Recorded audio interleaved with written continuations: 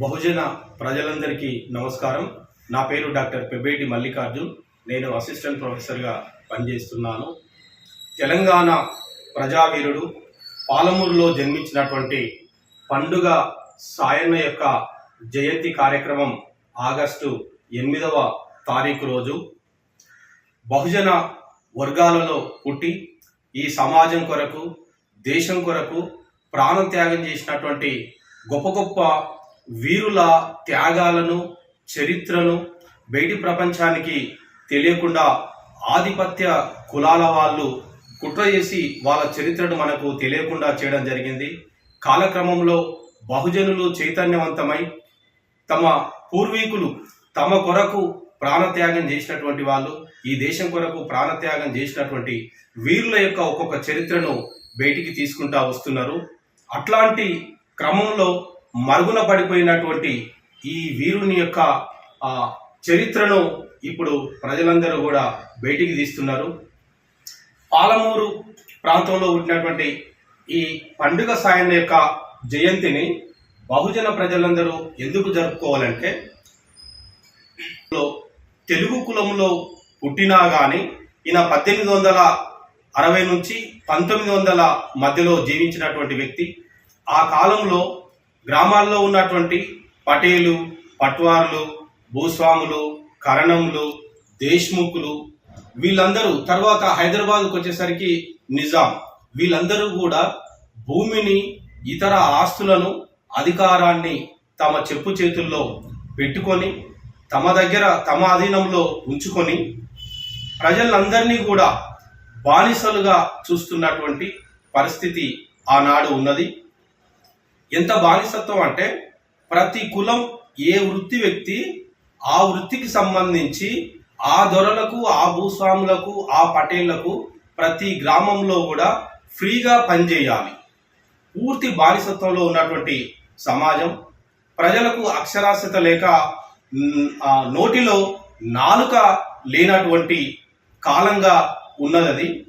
అట్లాంటి కాలంలో పండుగ సాయన్న వాళ్ళను ఎదిరించి అన్ని కులాల వాళ్ళను, ఒక బహుజన రాజ్యం రావాలంటే మనకు 160 ఏళ్ళు 170 సంవత్సరాల క్రితమే ఒక మార్గాన్ని చూపినటువంటి వ్యక్తి పండుగ సాయన్న.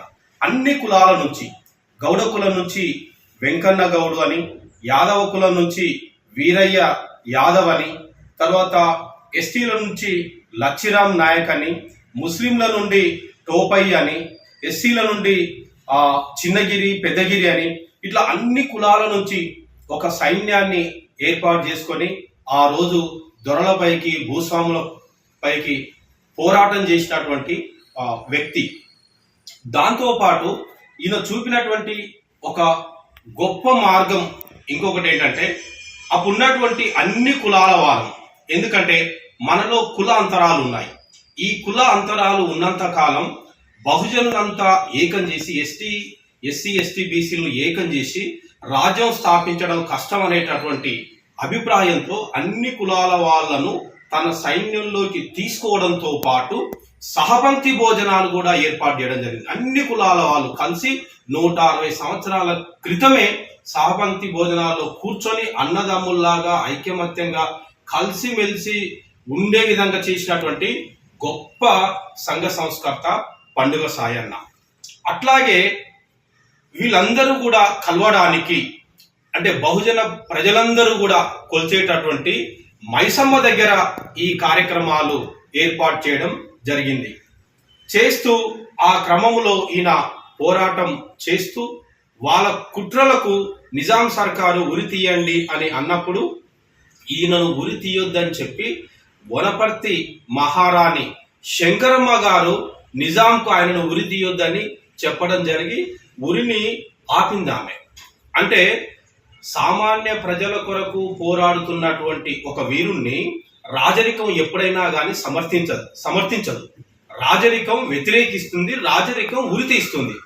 కానీ ఆ రాజరికమే దిగొచ్చి పండుగ సాయన్నను ఉరి తీయొద్దు అని ఆపిందంటే ప్రజల కొరకు ఎంత గొప్పగా ఈయన ఆ రోజు త్యాగం చేస్తున్నాడో, పని చేస్తున్నాడో అర్థం చేసుకోవచ్చు.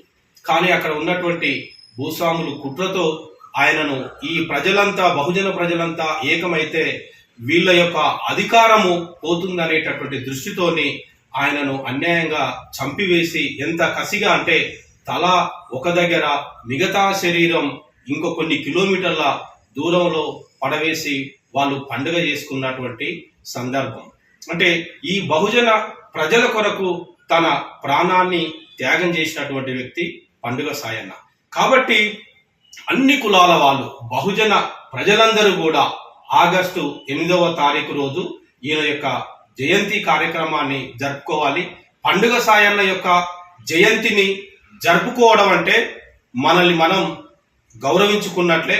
కాబట్టి ప్రజలందరూ కూడా గ్రామాన బహుజన ప్రజలందరూ కూడా ఆగస్టు 8వ తారీఖు రోజు పండుగ సాయన్న యొక్క జయంతిని జరుపుకోవాల్సిందిగా విజ్ఞప్తి చేస్తున్నాం. ధన్యవాదాలు.